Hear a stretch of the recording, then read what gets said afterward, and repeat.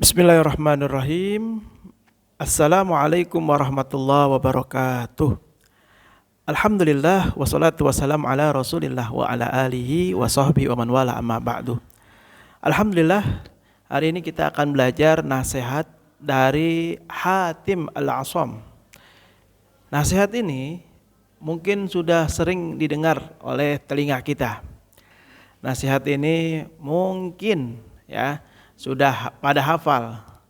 Tapi pada video hari ini hanya mengingatkan saja agar kita lebih memaksimalkan, lebih hati-hati dan lebih mawas diri ketika hal ini terjadi dalam diri kita.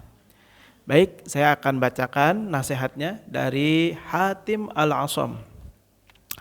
Wa an Hatim Al-A'sam annahu qala arba'atu asya'a la ya'rifu qadraha illa arba'atun asyababu la ya'rifu qadrahu illa syuyukh wal afiyatu la ya'rifu qadraha illa ahlul bala was-sihhatu la ya'rifu qadraha illa al-marda wal hayatu la ya'rifu qadraha illa al-mauta. Hatim Al-A'sam pernah berkata dalam kitab Nasaihul Ibad, di sini dituliskan karangan Imam An-Nawawi Al-Bantani, bahwa Hatim Al-A'sam pernah berkata ada 4 perkara yang yang hanya dapat dilihat manfaatnya, dapat dirasakan nilainya oleh orang yang lawan katanya. Jadi ada 4 hal dalam kehidupan ini yang nilainya atau manfaatnya itu tidak akan benar-benar dipahami kecuali oleh orang-orang yang mendapati atau mengalami kebalikannya. Hal ini seringkali melalaikan memang. Mudah-mudahan ini bisa mengingatkan kita. Yang pertama apa? Asyabab. Apa itu? Masa muda. Masa muda ini tidak akan dirasakan kecuali orang tersebut masuk pada masa tua, suyuh, masa tua.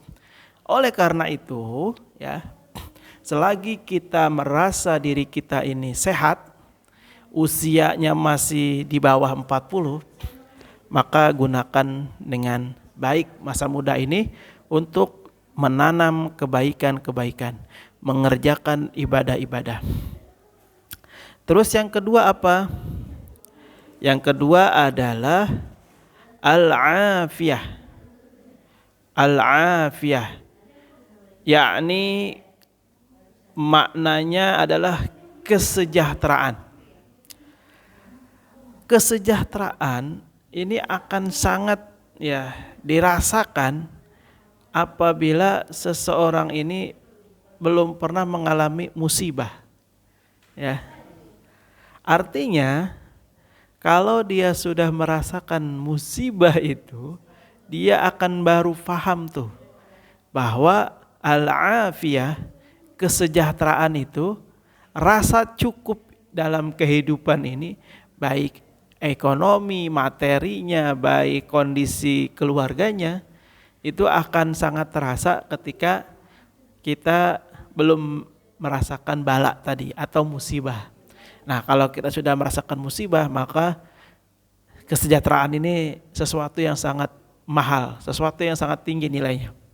Oleh karena itu, di dalam kita kondisi al-afiyah, kesejahteraan ini, kita harus memanfaatkan kesejahteraan ini dengan sebaik-baiknya. Terus selanjutnya apa? As-sihah, kesehatan. Nikmat dari kesehatan ini tidak akan dirasakan oleh mereka yang sakit. Nikmat kesehatan ini akan dirasakan oleh yang merasakan sakit. Artinya apa?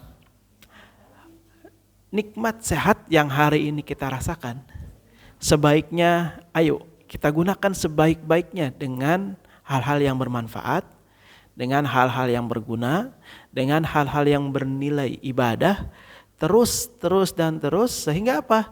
Ketika datang sakit bagi kita, kita tidak menyesal ya, karena kesehatan dan sakit, sakit dan sehat ini seperti dua sisi uang yang tidak mungkin bisa dihilangkan salah satunya. Nah, ini yang kita harus pahamkan bahwa di dalam kondisi sehat banyak sekali kondisi maupun keadaan yang bisa kita optimalkan buat diri kita untuk lebih dekat kepada Allah Subhanahu wa taala. Nah, terus yang terakhir adalah al-haya'u, kehidupan. Nah, nilai-nilai kehidupan yang dapat benar dipahami adalah ketika seseorang itu sudah meninggal. Orang yang meninggal itu sangat mengharapkan dia bisa bangkit lagi, dia bisa bangun lagi, dia bisa beraktivitas lagi. Untuk apa? Berbuat baik. Untuk apa? Bersedekah. Untuk apa? Beribadah.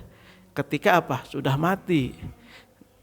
Oleh karena itu, ayo, mumpung kita masih hidup, manfaatkan kehidupan ini untuk mendekat kepada Allah Subhanahu wa taala. Ya. Jadi kebanyakan orang ketika dia masih muda, ketika al-afiyah, kesejahteraannya panjang, kemudian kesehatannya maksimal, kehidupannya jaya, itu kalau dia tidak bisa memandang dengan baik, dia tidak bisa memanfaatkan dengan baik, maka penyesalanlah yang akan terjadi dalam kehidupan orang tersebut. Oleh karena itu, ya, yang pertama yang harus kita lakukan adalah kita harus tingkatkan rasa syukur kita kepada Allah Subhanahu wa taala, ya. Kenapa harus kita syukuri? Ya, syukuri bahwa itu adalah yang terbaik dari Allah, sehingga ketika itu hilang dari diri kita, kita tidak menyesal. Itu poinnya. Yang kedua, bahwa waktu dan kesempatan itu adalah sebuah sebuah hadiah dari Allah, yang mana sedikit dari kita yang dapat memanfaatkan waktu dan kesempatan ini. Oleh karena itu, selagi waktunya ada, selagi kesempatannya ada, ayo kita manfaatkan sebaik-baiknya untuk takarrub kepada Allah, untuk lebih dekat kepada Allah, untuk berbuat kebaikan, sehingga kelak ketika kita menghadap Allah Subhanahu wa taala, kita tidak menyesal, kita tersenyum, kita layak digolongkan orang-orang yang masuk ke dalam surganya.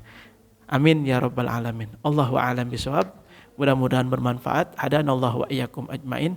Assalamualaikum warahmatullahi wabarakatuh.